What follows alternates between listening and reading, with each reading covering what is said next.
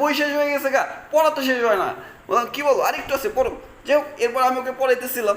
তো পড়াইতে পড়াইতে হঠাৎ দেখি যে আঙ্কেল চলে এসছে। আঙ্কেল অনেকগুলো বাজার নিয়ে বাসায় এসছে। ওইখান থেকে দুইটা লাউয়ের টুকরা রেখে বলতেছে, লাউ দুইটা খাওয়ার পড়াশোনা করো, অনেক মিষ্টি। এবেলা লাউ রেখে সে বোতল টোতল নিয়ে রুমের দিকে চলে গেছে। মিষ্টি লাউ খাইতে দিছে, এটা কিন্তু কোনো বিষয় না, এটা তো মিষ্টি। আগের দিন মূলা দিছিল, তার আগের দিন কুইশাল দিছিল। যাই হোক, এগুলো খায় আমার অভ্যাস আছে। তো মিষ্টি লাউটা হাতে নেওয়া মাত্রই দেখি যে কারেন্ট চলে এসছে।